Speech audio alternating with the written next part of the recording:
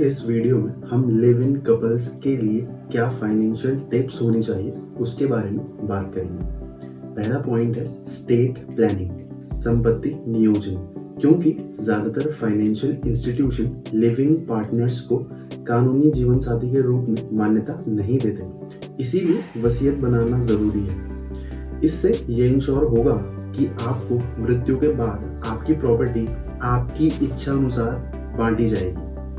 आप अपने पार्टनर को आपके जाने के बाद फाइनेंशियल प्रोटेक्शन प्रोवाइड करने के लिए लाइफ इंश्योरेंस पॉलिसी लेने के बारे में भी सोच सकते हैं। मान लीजिए आप और आपके लिविंग पार्टनर पिछले 10 सालों से एक साथ रह रहे हैं। आपके नाम पर एक फ्लैट है और आपके पार्टनर के नाम पर कोई प्रॉपर्टी नहीं है। अगर आप अचानक से गुजर जाते हैं तो बिना वसीयत के कानूनी रूप से आपके पार्टनर को आपके फ्लैट पर कोई हक नहीं होगा।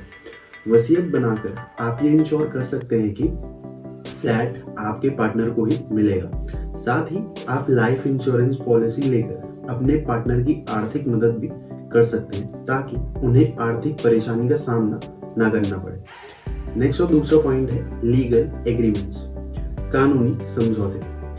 आपकी स्थिति के बेसिस पर आप एक सहवास समझौते यानी कोहैबिटेशन एग्रीमेंट पर विचार कर सकते हैं। ये कानूनी डॉक्यूमेंट है जो आपके रिश्ते के खत्म होने की स्थिति में आपके फाइनेंशियल राइट्स और जिम्मेदारियों को स्पष्ट यानी क्लियर करता है।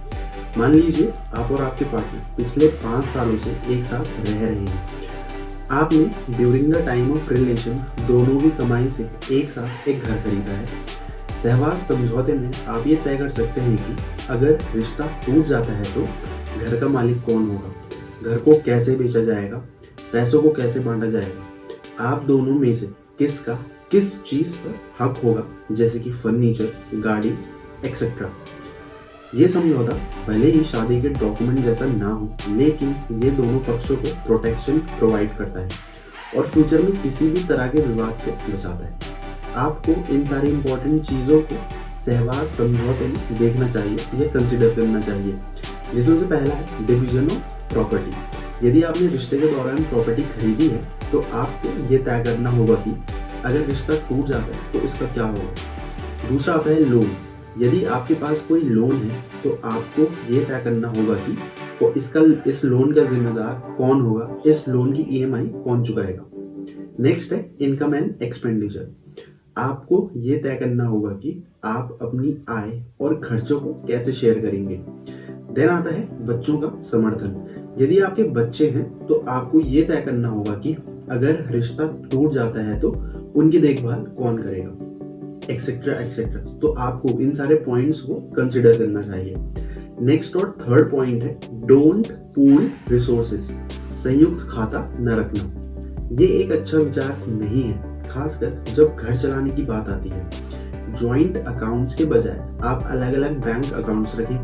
घरेलू खर्चों के लिए इनकम के रेशियो में भुगतान की जिम्मेदारी को विभाजित करें और स्पेसिफाइड करें कि कौन कौन से खर्च कौन कौन उठाएगा। मान लीजिए आमतौर पर आप और आपके पार्टनर दोनों कमाते हैं। आपका इनकम 50,000 रुपये है और आपके पार्टनर का इनकम 30,000 रुपये पर मंथ है। तो आप घरेलू खर्चों को 60 और 40 के रेशियो में डिवाइड कर सकते हैं। इसका मतलब ये है कि आप 60% खर्च का भुगतान करेंगे और आपके पार्टनर 40% खर्च का भुगतान करेंगे सैलरी के अकॉर्डिंग। आप ये भी स्पेसिफाइड कर सकते हैं कि कौन कौन से खर्च कौन कौन उठाएगा, जैसे कि आप किराया और बिजली बिलों को पे ऑफ करने के लिए एग्री हो सकते हैं और आपके पार्टनर किराने का सामान और इंटरनेट बिलों को पे ऑफ करने के लिए सहमत हो सकते हैं। अलग बैंक अकाउंट्स रखने और घरेलू खर्चों को डिवाइड करने में कई फायदे हैं।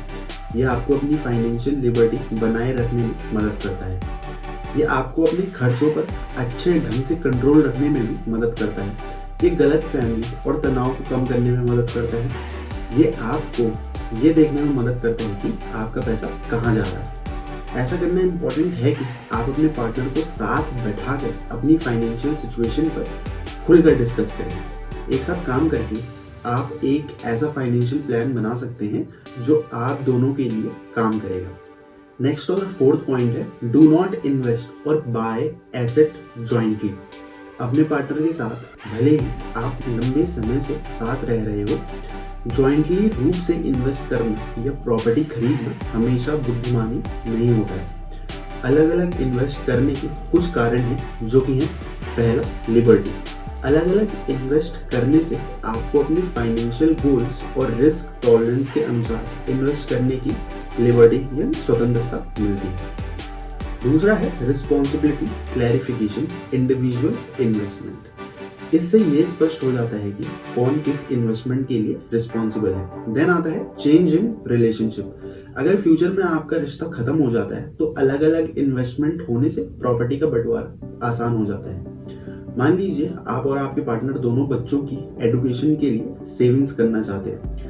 आप एक हाई रिस्क और हाई रिटर्न फंड में इन्वेस्ट करना चाहते हैं, जबकि आपका पार्टनर कम रिस्क वाला इन्वेस्टमेंट पसंद करता है। तो इस सिचुएशन में आप अलग अलग इन्वेस्टमेंट करने से आप दोनों अपनी पसंद के अनुसार इन्वेस्टमेंट कर सकते हैं। हालांकि रिसोर्सेज को एक साथ रखना ठीक है, भले ही आप अलग अलग इन्वेस्टमेंट करते हैं तो आप फिर भी रिसोर्सेज को एक साथ रख सकते हैं। आप दोनों अपनी सैलरी से हर महीने एक फिक्स्ड अमाउंट बचा सकते हैं और फिर उस सेविंग्स को जॉइंट रूप से किसी गोल जैसे घूमने जाने के लिए इस्तेमाल कर सकते हैं। यदि आप लिव इन पार्टनर के रूप में घर खरीदने का फैसला करते हैं तो एक कानूनी समझौता करना बहुत जरूरी है। ये समझौता घर के ownership, loan and debt, EMI में योगदान को स्पष्ट रूप से डिफाइन करेगा। ये फ्यूचर में किसी भी तरह के विवाद से आपको बचाएगा। नेक्स्ट और फिफ्थ पॉइंट है प्लान योर ओन रिटायरमेंट। अपनी खुद की रिटायरमेंट प्लानिंग करें। अपने बुढ़ापे की स्वतंत्र रूप से योजना बनाएं। ये अच्छा है कि आप ये मानते हुए खुद की रिटायरमेंट के लिए बचत करें कि आप आने वाले टाइम में अकेले ही रहेंगे। अपने खर्चों और एक्सपेक्टेड एज का अनुमान लगाकर उसी हिसाब से सेविंग करें। बाद में लाइफ में आप अपनी इनकम और प्रॉपर्टी को किसी साथी के साथ मिला भी सकते हैं। मान लीजिए आपकी उम्र अभी 30 साल है और आप 60 साल की उम्र में रिटायर होना चाहते हैं। आपका मानना है कि रिटायरमेंट के बाद आप हर महीने 30,000 खर्च करेंगे। ये भी मान लीजिए आप 80 साल तक जिएंगे, तो आपको रिटायरमेंट के बाद 20 सालों के लिए 72 लाख यानी 30,000 इंटू 12 मंथ्स और इंटू 20 सालों के लिए जमा करने होंगे।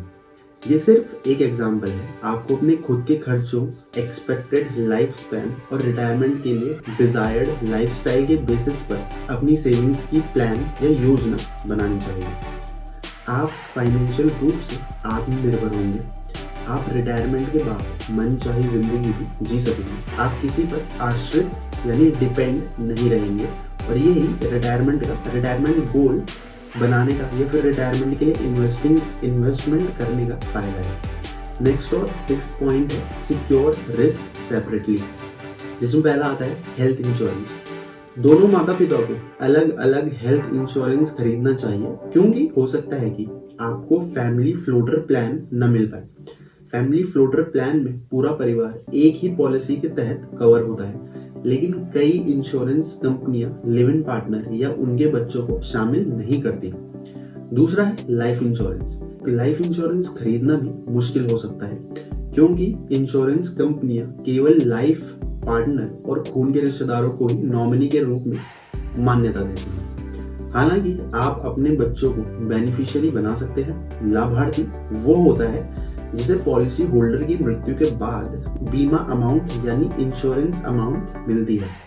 आप और आपके पार्टनर एक साथ रहते हैं और आपका एक बच्चा है, तो आप अपने और अपने बच्चे के लिए हेल्थ इंश्योरेंस खरीदना चाहते हैं। तो इस सिचुएशन में आपको अपने और अपने बच्चे के लिए अलग अलग पॉलिसी खरीदनी होगी, क्योंकि अधिकांश इंश्योरेंस कंपनियां लिव इन पार्टनरों को फैमिली फ्लोटर प्लान में शामिल नहीं करती।